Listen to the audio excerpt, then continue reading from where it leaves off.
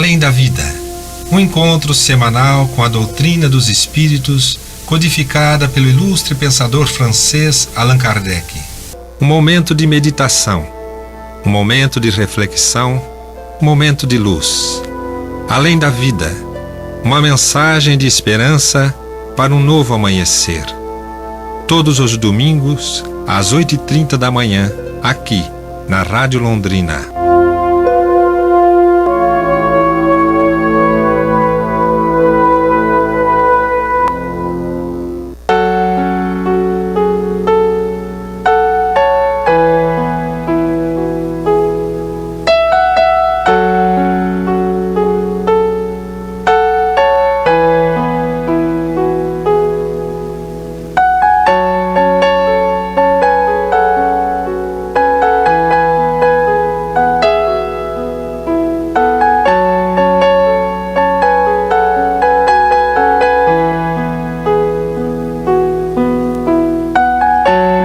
Prezado ouvinte da Rádio Londrina, cumprimenta o Silene, da equipe do programa.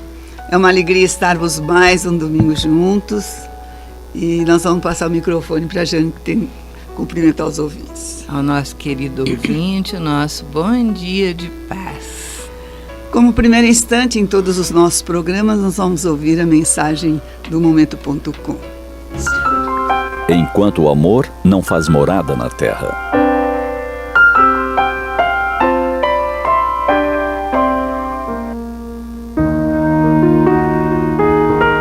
Dia desses assistimos a um filme, e a fala de um personagem nos levou a reflexões profundas. Dirigindo complicada operação, que tinha como objetivo descobrir o chefe por detrás de um grande esquema de corrupção, envolvendo tráfico de drogas e desaparecimento de pessoas, ele quase não dormia. Como ficasse horas intermináveis longe do lar, estando a esposa nas últimas semanas de gestação, providenciou que sua mãe viesse estar com ela. Certa tarde, enquanto examinava documentos junto com os subordinados, tentando decifrar a rota elaborada pelos suspeitos, recebeu uma ligação. Era a esposa. A voz doce, amorosa, falava que estava providenciando os detalhes finais para a decoração do quarto do bebê. Entre os sussurros de amor que ela lhe enviava, perguntou se ele poderia ajudá-la a decidir pela cor das cortinas. Verde claro, azul, amarelinha? Qual combinaria melhor com os móveis e a cor da parede? Ele foi às lágrimas.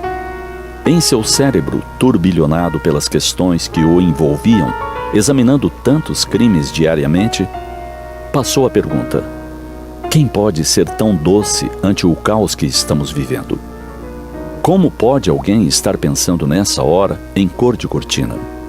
Essas perguntas de imediato nos levaram ao cenário atual em que abundam lançamentos de drones, bombardeios atingindo civis e socorristas, ameaças de ataques nucleares. De outra banda, notícias de religiosos nos templos oferecendo orações e cultos pela paz.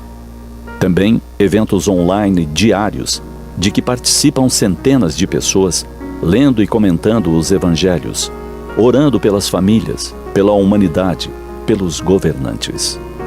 Pensamos: quem num cenário de tanta agressividade se preocupa em rever os ditos e os feitos do Mestre de Nazaré? Quem pode dedicar-se a orar ante tantas calamidades? E nos damos conta de que são essas criaturas que pregam o bem, que rememoram o amor do amigo celeste, que se unem para orar em favor dos outros, que estão amainando o panorama de dor do mundo.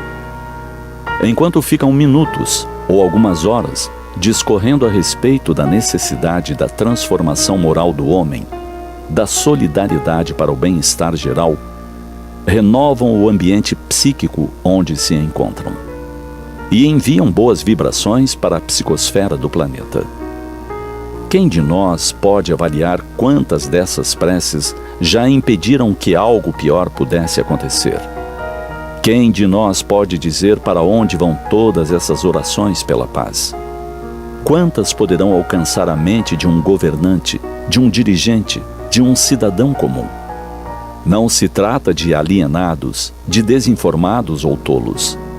Trata-se de homens que têm a certeza de que vivemos época de muita dor, maldade e cataclismos morais de toda a ordem. Por isso, a insistência nas lições do Mestre de Nazaré. Lições que precisam ser reprisadas milhões de vezes para alcançarem os corações endurecidos. E orações para iluminar com vibrações pacificadoras a noite escura da desesperança no planeta. Oremos e vibremos pela paz.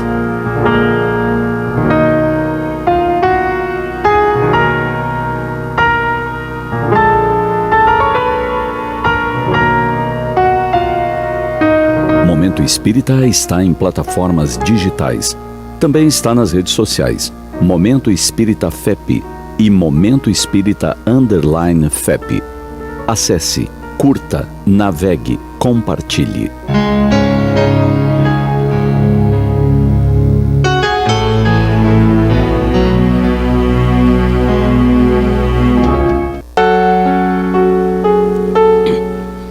Pois é, né? Vamos começar pela paz, porque tem três grandes estudos aqui nessa mensagem, que é a paz, a oração e o amor, no final das contas, né? Mas nós vamos começar pela paz. Normalmente a paz, o que a gente acha que é paz? É você ficar sossegado, é ficar descansando, acordando até mais tarde, é não pensar em nada, né? Não fazer nada. Isso daí que é paz, né? Para a pessoa que está encarnada e não é lúcida. Mas a verdadeira paz, aquela paz que Jesus promete para nós, a minha paz vos dou, mas eu não vou lá dou como o mundo dá, né? Então é a paz da consciência tranquila. É a paz da gente estar não ter ninguém que está contra nós, né? Você está harmonizado e se harmonizou também com as pessoas. Então, tem um livrinho da Joana de Ângeles, Espírito, psicografia do Divaldo, que se chama Convites da Vida. E ela fala lá que é tão fácil a conquista da paz. Ela diz assim: basta que não ambiciones em demasia, que corrijas os ângulos de observação da vida, que ames e perdoes, que te entregues às mãos de Deus, que cuida das aves do céu, dos lírios do campo, e que, por fim, cumpras fielmente com os teus deveres, como ela coloca. Então, olha só, não é nada daquilo de ficar de braços cruzados, não é nada daquilo de ficar sem fazer nada, não é nada daquilo de ficar à toa, né? Ninguém está em regime de exceção, como pessoa alguma se encontra em abandono, em situação nenhuma, tanto na terra quanto fora dela. Tá? Ninguém está em regime de exceção. O Pai faz tudo igual para todos, né? Então ela diz assim, a Joana: realiza o teu oásis interior. Ninguém muda os outros, somos nós que mudamos a nós mesmos, né? E não te escravizes às coisas insignificantes. Aí ela diz assim: antes, luta com as armas da paciência e da confiança, a fim de conquistares esse tesouro incomparável que é a paz. Olha só. A gente acreditar em Deus, entregar tudo nas mãos dele, perdoar, não é? Paciência e entender que só assim a gente vai viver em paz. Às vezes a gente está do lado de alguém, né, Jane? A gente está em paz e o outro está lá, nervoso, aborrecido. Né? Ô, Silene, você está me fazendo recordar situações que acontecem no dia a dia. E o Brasil é o país do mundo que mais toma remédio controlado no mundo. E aí nós estamos vendo o povo brasileiro sem paz, tudo ansioso, desesperado. Então Então, só para citar 2 casos, né? Um de um senhor que já tem os seus 40 anos, ele é tão ansioso, coitado, que chegou em estado de perturbação, lá no UPA, desesperado, achando que estava tendo um infarto, viraram ele do avesso, era ansiedade. Aí compareceu na nossa unidade de saúde umas 3 vezes, passando mal. No fim, nós fomos obrigados a passar remedinho para ele, a sertralina. Mas a ansiedade é tanta, tadinho, que aí não dorme à noite. Aí falta 2 semanas para ter que renovar a receita, já levou. Aí nós temos, esse é um dos menores exemplos, agora tem acometido demais os jovens também. Esses dias nós tivemos uma menininha de 15 anos que chegou no UPA passando mal também, com taquicardia, falta de ar, viraram a menininha do avesso, mandaram para a nossa unidade de saúde com ansiedade. E aí, não vamos dar remédio para uma menininha dessa idade, a gente tem que tentar tudo, menos remédio. Sabe o que estava acontecendo? É a geração que não quer fazer nada. Fica o tempo todo no celular, não faz um exercício e não tem uma religião. E aí, a religião, que é esse elo de ligação com Deus, qualquer que ela seja, que torne um ser melhor, ela ajuda a edificar essa paz interna.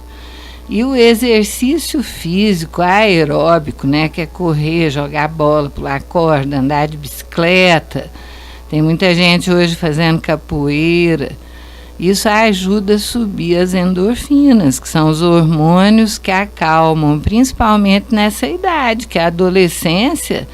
Se não fizer isso, o jovem adolescente fica no estado de ansiedade aflitiva, porque está mudando os hormônios do corpo, preocupação com o futuro, o que vai ser da minha vida, e ao mesmo tempo não faz nada, nem pensa. Nós perguntamos a ela, o que você vai querer ser quando crescer, quando estiver adulta? Porque já começou até a ter relação sexual com essa idade, sem saber nem o que quer ser, não sabe. Aí tivemos uma boa conversa com ela, vamos ver, e passamos para a psicóloga. São casos e casos que andam acontecendo, e as pessoas, elas estão despreparadas com essa aflição que é completamente o oposto da paz, não é? Que a Silene acabou de falar, que a paz é a consciência tranquila, é a sensação interna de tranquilidade, que aquilo que é de fora não perturba. Ninguém muda ninguém, o trabalho é nosso, não é? A gente sabe que quando a gente está assim em prece, quando a gente está bem, está fazendo as coisas corretamente, a gente tem ajuda espiritual.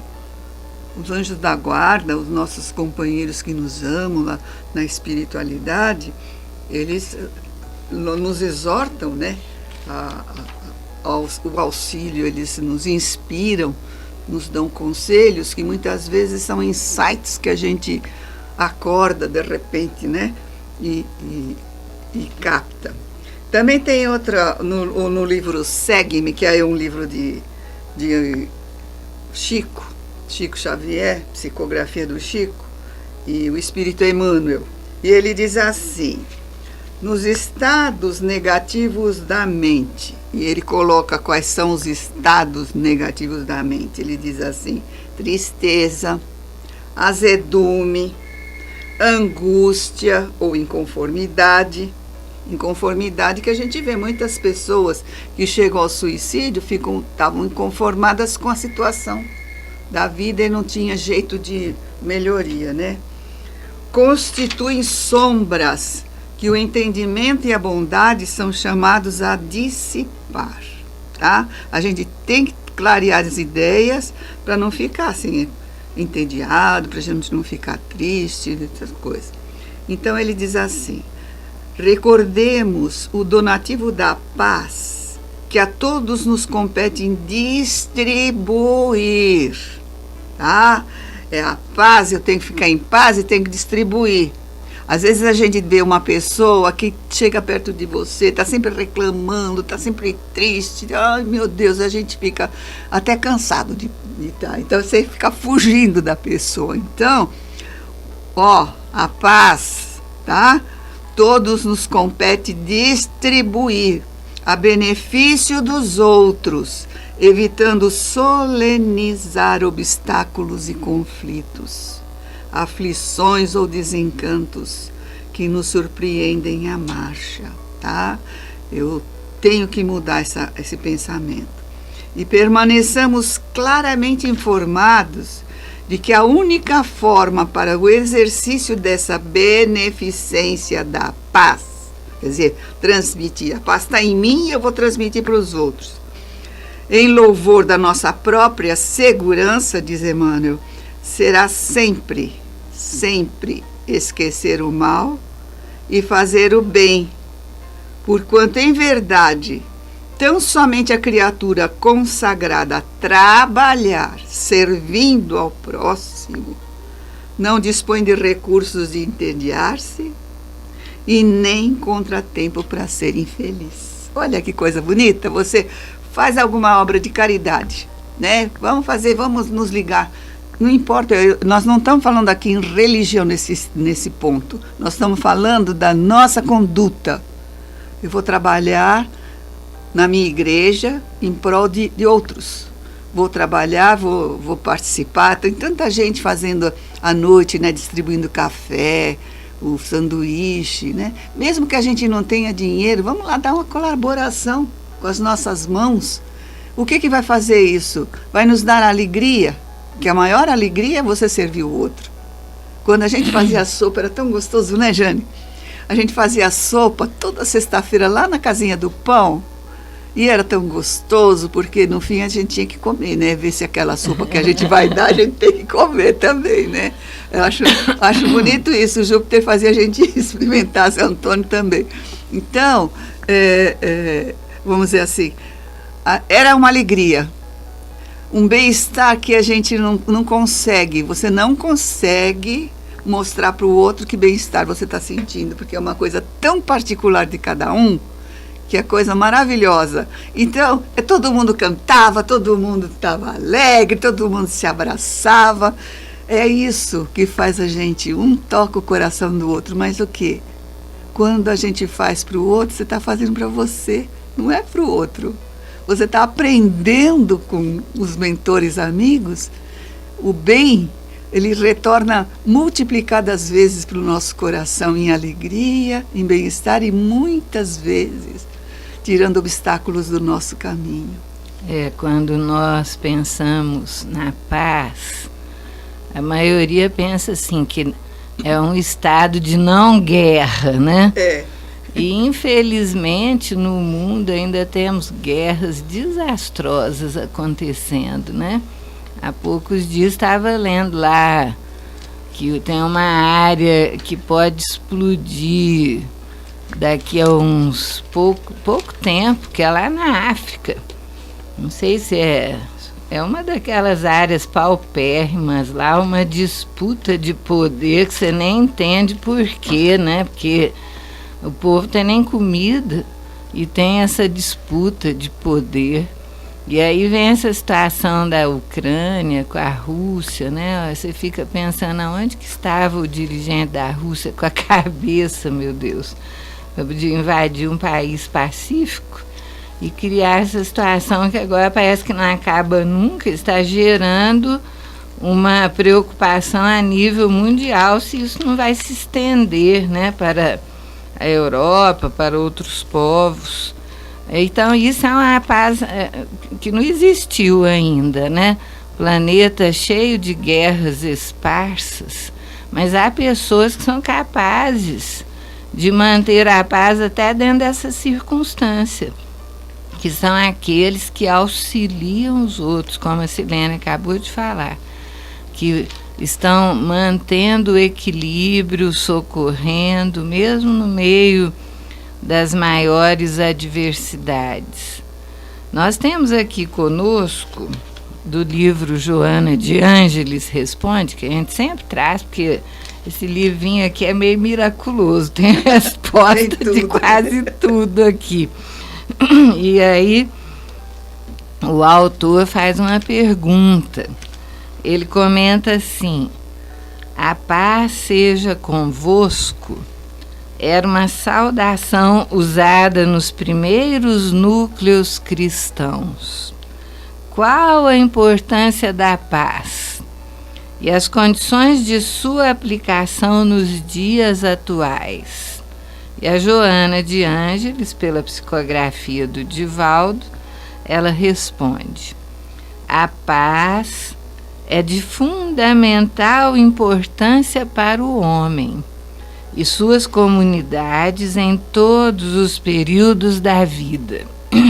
Com ela surge a prosperidade, multiplicam-se as conquistas e as suas realizações dão campo ao progresso das letras, das artes, das ciências, aumentam a fraternidade entre as criaturas e o sadio intercâmbio entre as nações, crescendo os estímulos de mercados comerciais e industriais. Desenvolvem-se programas de cultura e de pesquisas, mediante os quais se afirmam os valores éticos da civilização. A paz, no entanto, não pode ser adquirida somente através das assinaturas em documentos de armistício ou concertos diplomáticos nos quais se estabelecem normas delimitadoras da ação dos homens e dos povos. Poderíamos dizer que são os mecanismos estabelecedores da chamada paz do mundo, no que se refere a criaturas e nações. No que diz respeito à paz individual, que é essa interna nossa, né? Há quem suponha, é exatamente aquilo que a Silene acabou de falar, em outras palavras, da pessoa achar que não precisa fazer nada. Há quem suponha que se expresse pela ausência de esforço ou sacrifício, semelhante-se à serenidade perigosa das águas estagnadas que dão guarida a doenças e morte. A paz não vem mediante a anuência dos ignorantes que aplaudem o sucesso dos poderosos, tornando-os mais vaidosos e prepotentes, tanto quanto não pode ser retratada na preguiça física ou mental dos abastados. Resulta da ação correta, mesmo quando não elogiada ou aceita, que se estrutura na consciência tranquila pelo dever cumprido, embora não concorde com a situação dominante, proporcionando um coração harmonizado nos seus sentimentos éticos. É trabalhada ao largo do tempo, numa conquista íntima, que se faz passo a passo, estruturando a realização nobre lentamente, através da superação dos desejos mesquinhos, com disciplina interior. E como que a gente consegue ter paz ao redor de nós? Diz ela: em favor da expansão da paz, não esperes o que te possam doar os outros, aqui de fora para dentro, é dentro de nós. Então ela diz, se uma palavra pode facultar o desencadeamento dos valores que pacificam, sê tu quem a expresse. Você ser um arauto da paz. Se o pensamento de equilíbrio faz-se elemento de sustentação da harmonia, projeta-o sem o aguardar de outro. Se uma atitude pode influenciar o clima de tranquilidade das pessoas, esforça-te por produzi-la. Fala e realiza tudo quanto leva à paz, mantendo-te em serenidade. Emite a voz com vibração de amor, opinando ou esclarecendo. Age sem precipitação, porque a ação acelerada desarmoniza e inquieta. Não aumentes o volume daqueles que tudo veem mal, esmiuçam o erro e comentam a agressividade. Tranquilo, fomentarás o otimismo e manterás a alegria em ti mesmo e em volta dos teus passos.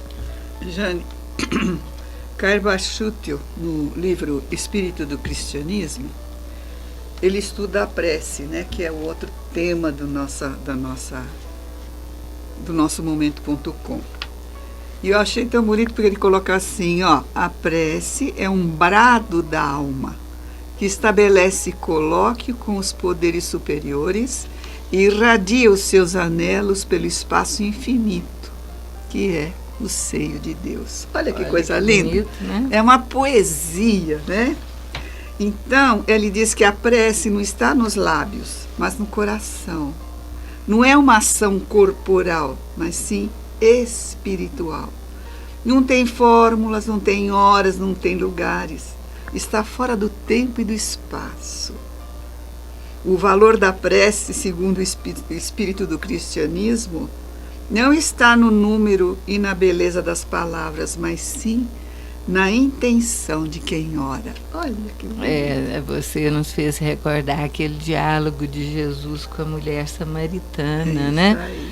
De João no Evangelho, quando ela pergunta, Senhor, onde é que a gente tem que orar, né? Porque uns falam que é no Monte Garizim, que era lá na Samaria, onde ela morava.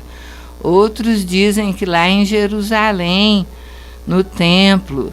E ele fala, em verdade vos digo, que nem no Monte Garizim, nem no templo de Jerusalém. Deus é amor. E ele deseja os verdadeiros adoradores que o adoram em espírito e verdade. O templo é o coração do homem. Então, e aí, continuando ainda Carbachútil, ele diz assim, que antes da conscientização como espírito eterno que somos, né, não pensamos em nada, nós ainda não temos consciência desse espírito que é eterno, a prece sai dos lábios. Os valores sociais, materiais sobrepujam os valores espirituais. A lei natural que nos dirige e governa, sábia providência divina, nos acorda para rumos redentores de ascensão moral, que é a nossa meta. Para isso nascemos, para a evolução e para o crescimento moral. E ele fala também que estamos inseridos num contexto de vida em que seremos levados a refletir sobre os nossos atos. Olha que interessante, ele diz assim, referir sobre os nossos atos, palavras, enfim, qual é o produto positivo de nossa estada na Terra? Que benefícios espalhei naqueles que Deus colocou ao meu lado? Que frutos de fé, esperança, caridade colhi dessa árvore da vida para distribuir em nome do Senhor, que eu acredito e conheço seus ensinamentos? Olha só. Então, é reflexão. O que eu estou fazendo aqui? Para que eu nasci? Por que eu estou aqui? Isso a gente esquece de fazer, viu, Jane? Aí ele fala assim que ele encontrou um livrinho despretensioso que conta uma história fictícia e que ensina um grande ensinamento moral.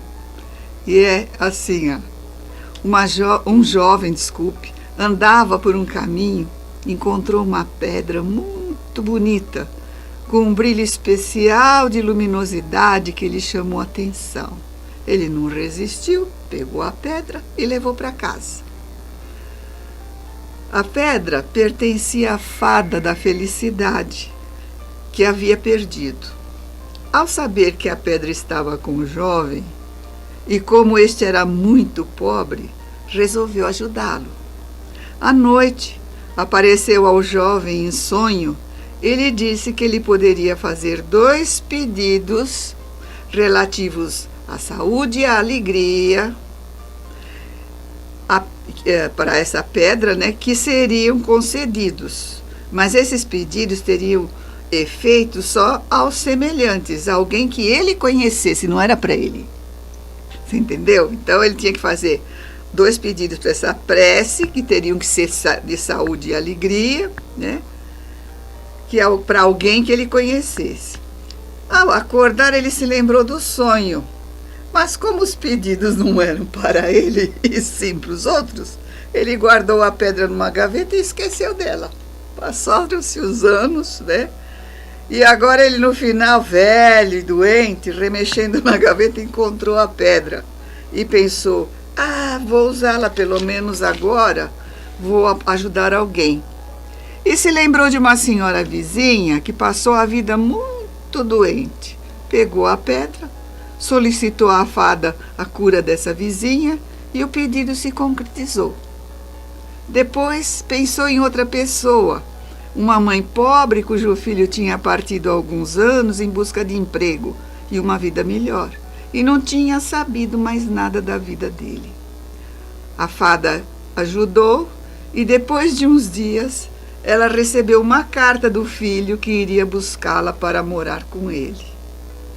Depois desses 2 pedidos concretizados, ele sonhou e novamente a fada apareceu e avisou que agora sim ele poderia fazer os 2 pedidos para ele. Quer dizer, demorou tantos anos, né? Olha o egoísmo, né? Não era para ele antes, né? Você viu? É bonitinha essa história, né? Porque a gente vê exatamente o que é. Você faz para os outros, você faz para você, né? Nas leis divinas não existe erro. Você sabe, Jane, teve uma época que nós estudávamos com o Jupe Hidratânia na Casa do Caminho, todos os domingos de manhã, todos os sábados de manhã. Então, foi uma época boa, porque a gente conhecia a Alzira, então faz mais de 20 anos isso. E aí, o Júpiter deu um exemplo que nunca mais eu esqueci. Ele falou assim, que o nosso perispírito, para explicar direitinho a memória do nosso perispírito, que a memória é as coisas mais recentes, né? Ele falou assim, vamos imaginar uma cebola. E a cebola tem aquelas divisões, aquelas diversas camadas. E essas camadas representam, vamos dizer assim, cada vida no nosso perispírito, né? Então, eu achei muito interessante, porque a gente aprende que tudo fica gravado, a gente não precisa ter livros, mas a nossa consciência, a nossa memória grava tudo, né? E também aprendi que o que está na consciência é aquilo que a gente já assimilou, já aprendeu. Então, você faz automaticamente aquilo que você aprendeu, ao bem que você aprendeu. E na nossa memória, não, ainda a gente sabe, mas ainda não pratica, né? É isso que eu aprendi. Nós temos aqui no Livro dos Espíritos, que é recomendado para todos. Gente, isso aqui a gente tem que ler, reler. E nós admiramos, tem alguns confrades nossos que sabem de cor e salteado. E a gente tem que estudar e às vezes esquece, né? Pois é. A questão 658 do Livro dos Espíritos, Allan Kardec pergunta aos espíritos se a prece é agradável a Deus. E os espíritos respondem, só corroborando aquilo que já foi falado. Diz assim, a prece é sempre agradável a Deus quando é ditada pelo coração, porque a intenção é tudo para ele. E a prece do coração é preferível à que se pode ler, por bela que seja, se a lês mais com os lábios do que com o pensamento.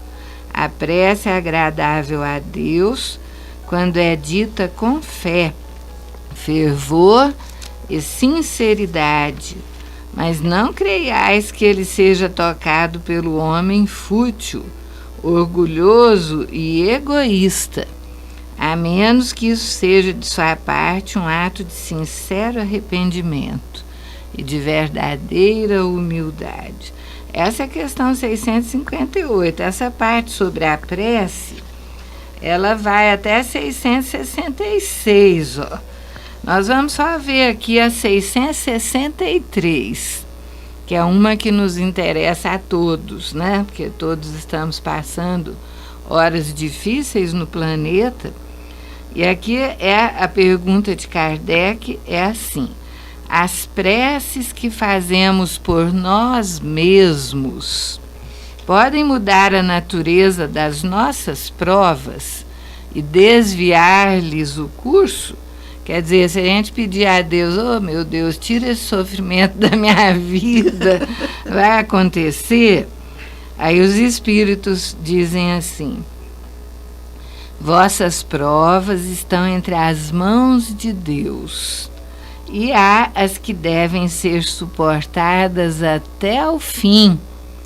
Mas então, Deus tem sempre em conta a resignação. A prece chama para vós os bons espíritos, que vos dão forças para suportá-las com coragem. E elas vos parecem menos duras, as provas, né? Já o dissemos, a prece não é jamais inútil, quando ela é bem feita, porque fortalece e já é um grande resultado. Ajuda-te, o céu te ajudará, sabes isso. Aliás, Deus não pode mudar a ordem da natureza ao capricho de cada um, porque aquilo que é um grande mal sob o vosso ponto de vista mesquinho e a vossa vida efêmera é frequentemente um grande bem na ordem geral do universo. Depois, quantos males não há de que o homem é o próprio autor por sua imprevidência ou por suas faltas? Ele é punido pelo que pecou.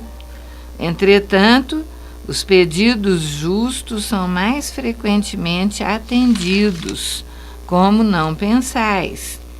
Credes que Deus não vos tem escutado, porque Ele não fez um milagre por vós, enquanto Ele vos assiste por meios tão naturais que vos parecem o efeito do acaso ou da força das coisas. Frequentemente, ou o mais frequentemente mesmo, Ele vos suscita o pensamento necessário para vos tirar da confusão. Isso nos fez lembrar um episódio que nos aconteceu esses dias. A gente vê o tanto que ninguém sabe o dia de amanhã mesmo, né? Qualquer coisa pode nos suceder. Nós temos um casal amigo, vizinho nosso, maravilhoso, são extremamente religiosos. A família tem um grupo coral que canta nas igrejas, ajudam tanta gente. E nessa semana, na terça-feira, ela nos mandou um WhatsApp dizendo que eles estavam em extrema aflição, orando a Deus para que acontecesse um milagre, porque a cunhada, extremamente querida, nunca ficava doente a cunhada, teve uma fraturinha no dedo do pé e foi ser operada por causa dessa fratura, pois ela fez uma embolia pulmonar e teve umas 3 ou 4 paradas cardíacas. Estava internada em estado gravíssimo na UTI. E ela então nos pediu que orássemos por ela. Nós pusemos o nome dela nos grupos de orações para que todos orassem juntos, mas pedimos a ela que quando dirigisse as suas preces a Deus, nessa espera de milagre, que ela pedisse a Deus que, se fosse para que a cunhada voltasse normal para casa, do jeito que ela era, que Deus ajudasse, mas que se fosse para ela ficar em vida vegetativa, em sofrimento, provocando sofrimento inteiro para a família, por causa de sequelas do que tinha acontecido, que Deus tivesse misericórdia e permitisse que ela fosse embora, que ela desencarnasse. Pusemos o nome dela nos grupos de orações e ontem ela nos mandou um aviso no WhatsApp que a cunhada tinha desencarnado de sexta para sábado às 3h. Então nós dissemos a ela como Deus foi misericordioso, porque eles são, né, uma família maravilhosa que tem muito mérito, e nem a cunhada precisava ficar passando uma vida vegetativa lá, igual a gente vê tanta gente com sonda ligada no estômago, sonda na uretra, sendo alimentado com seringuinha no estômago, a pessoa olhando para o teto e não fala nada, com fralda descartável, cheia de ferida, e a família sofrendo porque fica lembrando como que a pessoa era, e sofrendo horrores vendo como a pessoa está. Aí nós dissemos a ela, foi mérito dela e de vocês, porque vocês não precisavam ficar passando essa dor. Então Deus ouviu as preces que foram dirigidas pedindo que fosse feita a vontade dele. E ela comentou, porque é extremamente religiosa, da fé católica, dizendo que eles estão muito tristes, sim, estão chorando, mas sabendo que Deus fez o melhor. É isso que a gente tem que ter em vista. As nossas preces, quando justas, elas são ouvidas por Deus, mas a gente tem que ter tranquilidade para esperar a resposta de Deus, que nem sempre é aquela que a gente desejaria, mas é aquela que é necessária, porque Deus é infinito amor e justiça plena, extrema sabedoria, não é? Você sabe, Jane, que um estudo sobre o amor e exorta-nos, né? Eu acho que foi esse daqui, eu não tenho certeza, mas eu acho que foi de Leon Denis, porque eu gosto muito de Leon Denis, quando ele estuda o amor. Então ele diz assim: esforcemo-nos a fim de levarmos na vida somente aquilo que seguirá conosco nas sendas da eternidade. Os sorrisos que nós despertamos, o amor que nós distribuímos, o perdão que ofertamos e, de forma especial, o bem que fazemos. Os ressentimentos, o orgulho, a falta de caridade e fé, a vaidade. Deixemos tudo para trás, junto do homem velho, do qual pouco a pouco nós nos despedimos. Façamos o bem. Dessa forma, não importa que dia, que mês, que ano seja, né?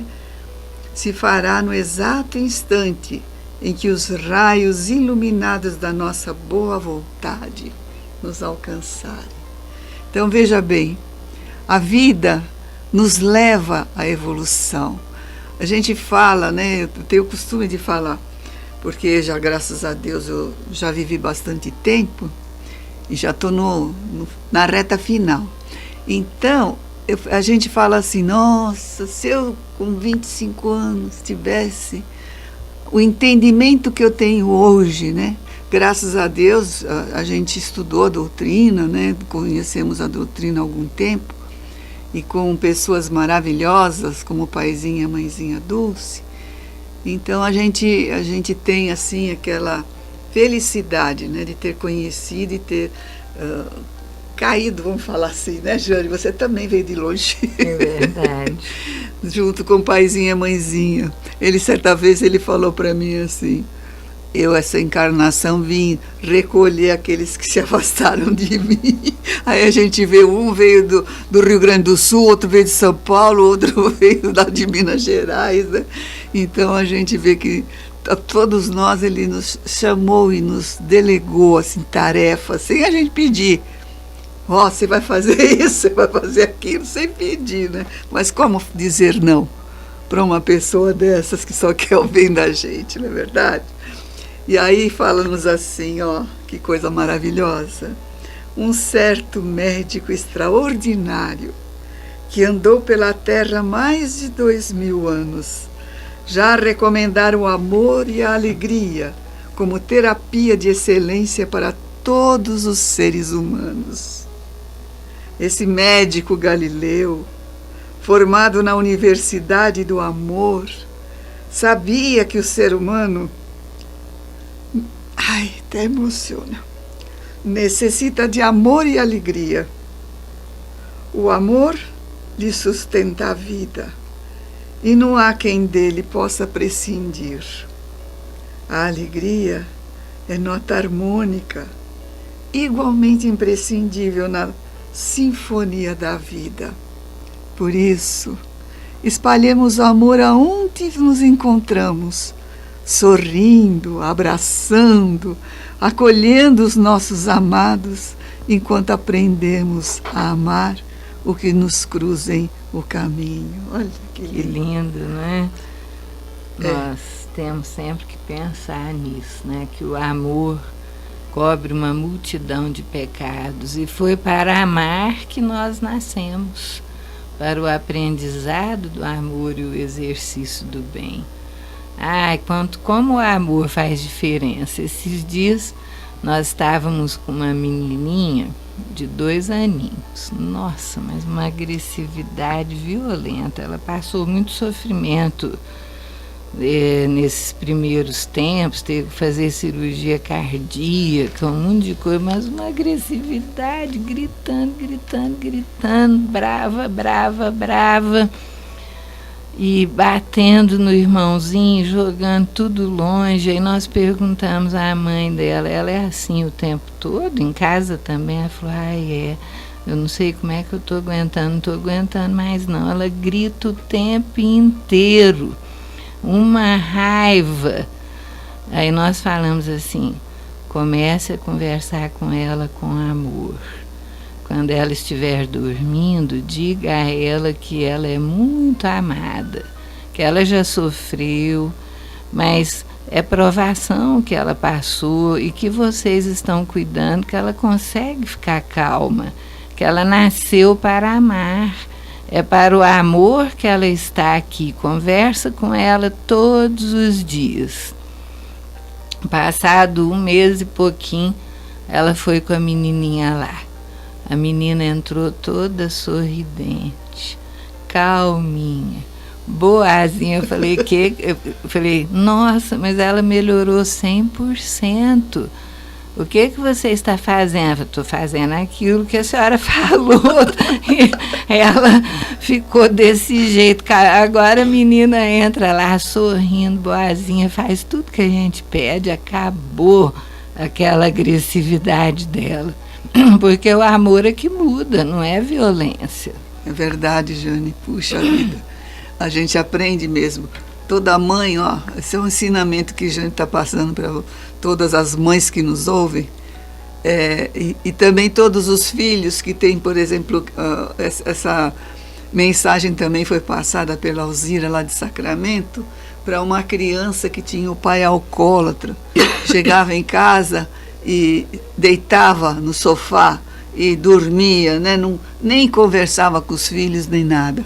Então ela ensinou a menina a conversar com o pai quando o pai estivesse dormindo e falar para ele que ele era muito amado, né? Que ele conseguiria deixar a bebida, tudo.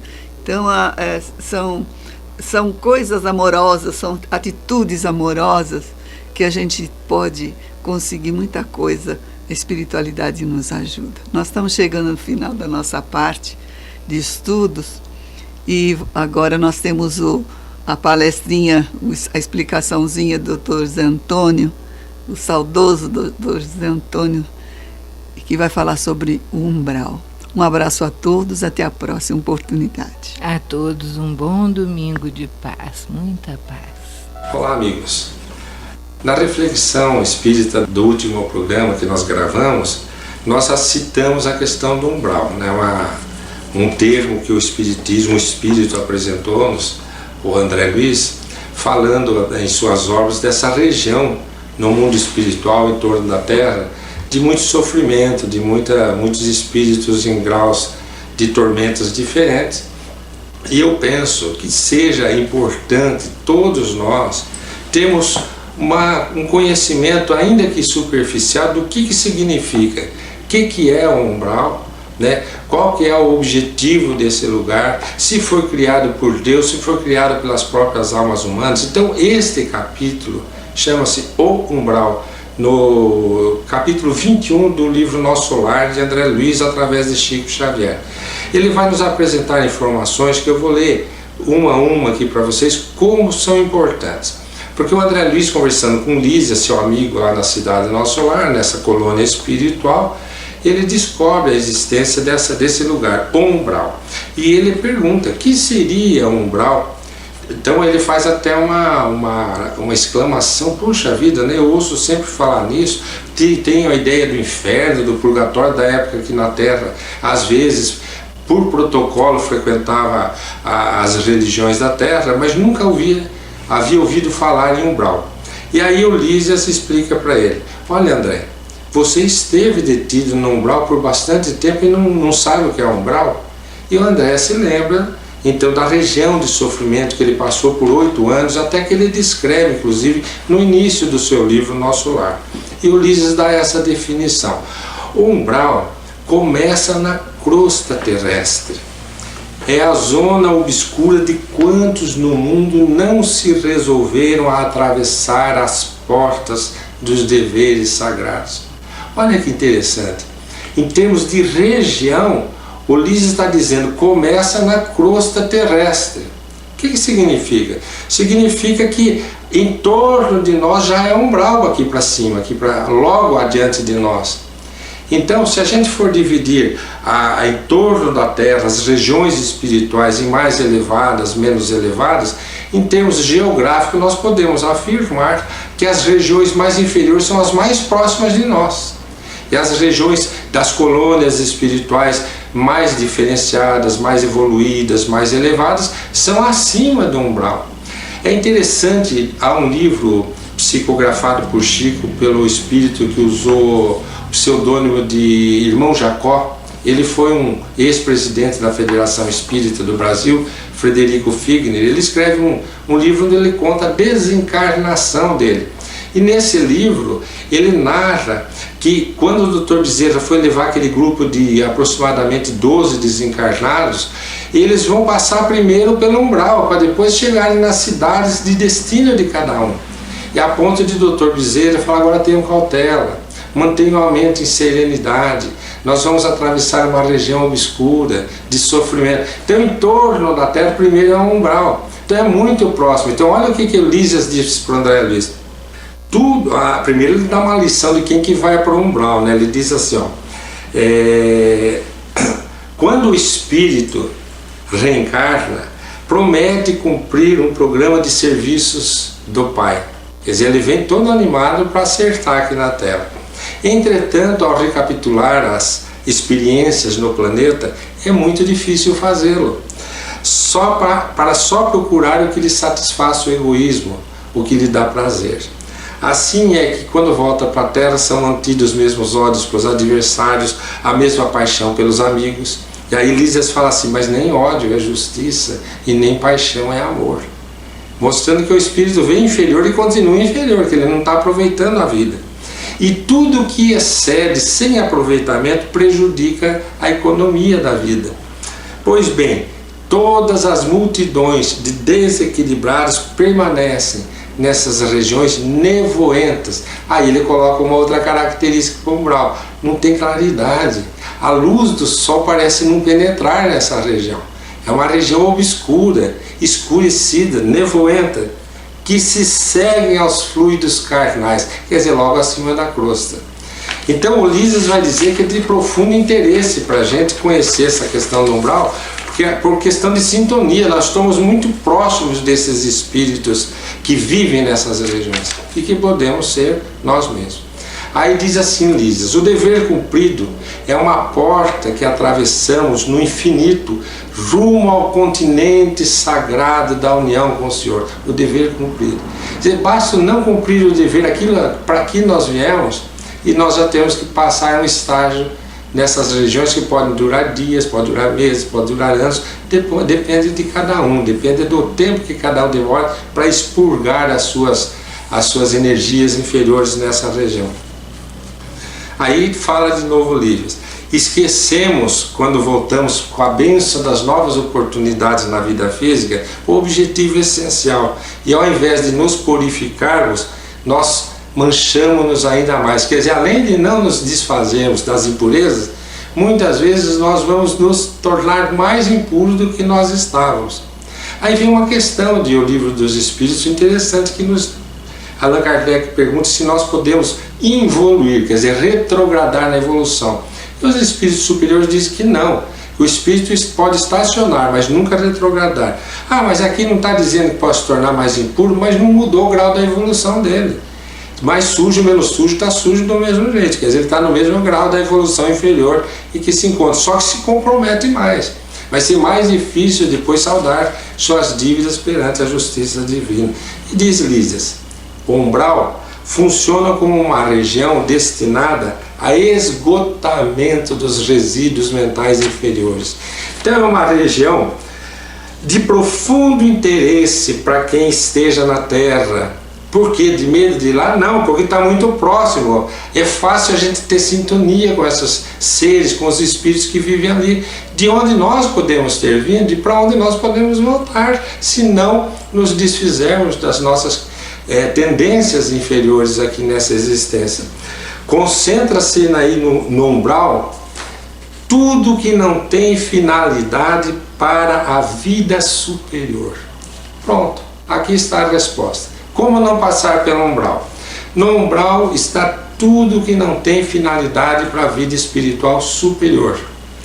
Então nós temos que exercitar na vida as coisas superiores, os anseios superiores, o desejo de ser melhor, a vontade de ser bom. Irmos nos desfazendo das coisas negativas é vivenciando experiências positivas, sendo úteis, prestativos, fraternos, praticar a caridade no limite das nossas forças. E esse é o dever de todo espírito que reencarna. A gente não vem aqui com a missão de construir coisas físicas para nós, talvez sim para o mundo. Construirmos instituições para o mundo, sim, mas não para nós. Nós podemos colaborar no mundo, desenvolver nosso mundo, mas não para nós, para o mundo. E tudo aquilo que fizermos para o bem do nosso semelhante consistirá em libertação das nossas energias inferiores e aquisição de energias superiores para nossas próprias vidas, alimentando aquilo que nós refletimos no último programa na questão do corpo espiritual, quando falamos nas parábolas das bolas. Para encerrar, nós vamos analisar aqui o umbral. No umbral agrupam-se os revoltados de toda espécie, os desesperados de toda espécie, verdugos e vítimas, exploradores e explorados.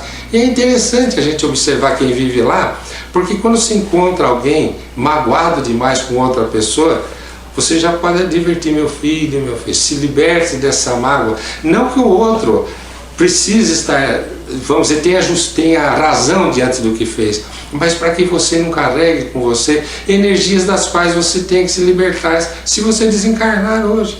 Para onde você vai com essa mágoa? Nas regiões superiores só há o que tem interesse para a vida espiritual superior. Mágoa lá não tem interesse. E revolta menos ainda. Então tudo que é negativo significa bagagem para o mundo espiritual inferior. E tudo que é positivo, bagagem para o mundo espiritual superior. Deus nos abençoe.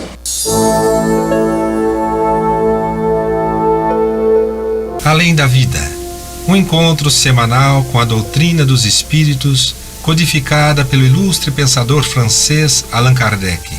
Um momento de meditação, um momento de reflexão, um momento de luz. Além da vida, uma mensagem de esperança para um novo amanhecer. Todos os domingos, às 8h30 da manhã, aqui, na Rádio Londrina.